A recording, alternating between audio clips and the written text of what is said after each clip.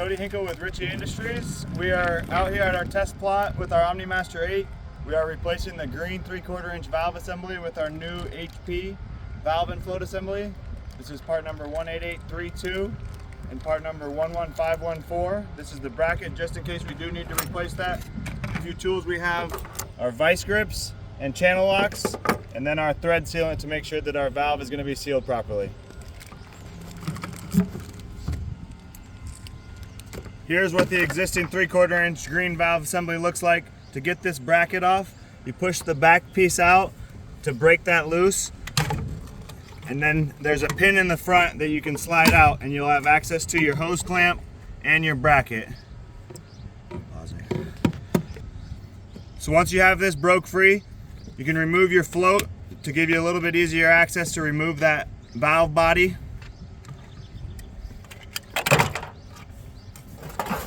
Here are some of the pieces that we are going to be replacing.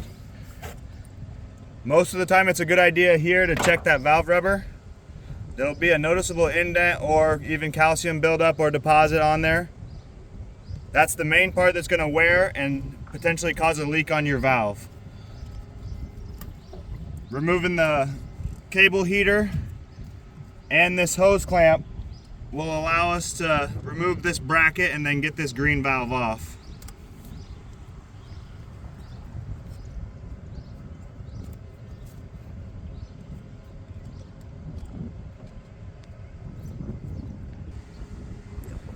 At this point, we've gotten our hose clamp off and removed the bracket. You may need to remove your cable heater if it is inserted through the valve bracket.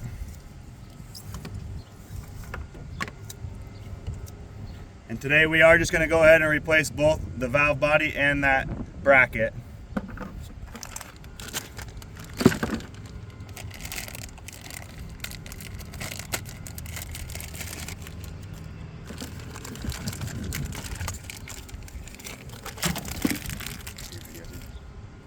Getting our valve bracket here, we're going to put some thread sealant on those threads just so we know we get a good seal in there and we won't have any leaks.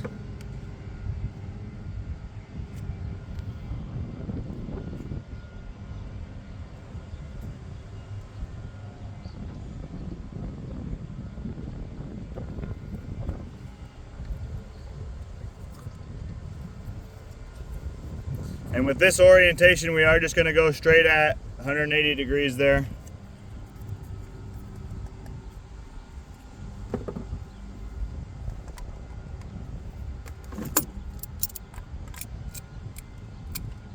Make sure that's good and tight.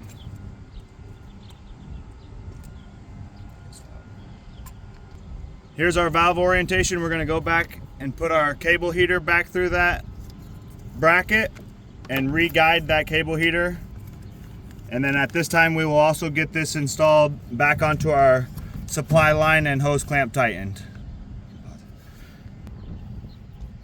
Okay, now we got that cable heater ran, we'll run that back down the supply line. Make sure we're not overlapping or zip tying that in any areas that it's going to be pulled tight. And reinstalling that bracket in the standpipe.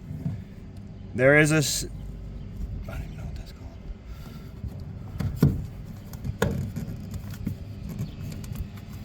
called. And it will clip into place there.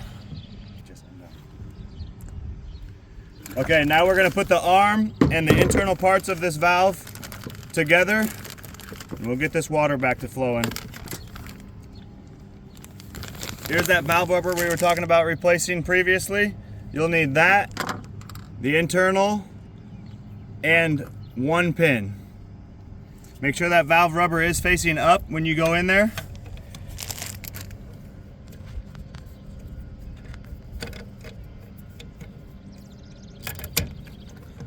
That arm will stay on there. And then this is the set screw, which will allow you to adjust this arm. The arm orientation with the float for this model, you will need that angle and this bracket facing back towards the valve so it'll orientate the valve and float properly so it won't flip up and affect how that float is level in the water.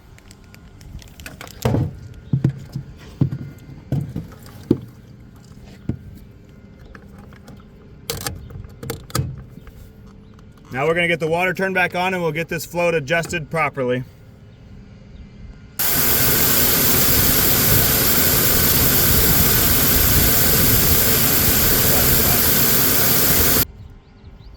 Okay, now we got some water here in the trough. We have it shut off. We obviously have that set too low. You're gonna need to ensure on this unit specifically that your thermostat is fully covered with at least an inch of water. To do that, we'll loosen the thumb screw and that will allow more water to come in.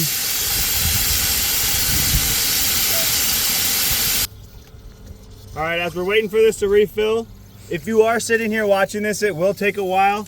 Once that valve starts to close, it'll slowly dribble until it reaches that set level. If you are impatient, you can push that down and allow more water to come in. If you need to lower your water level, we don't suggest just tightening this screw. Actually push the arm down, give that a quarter turn or half a turn, however low you need that to go, and then tighten that to position. Your valve should shut off at this time. And that'll complete our video for today.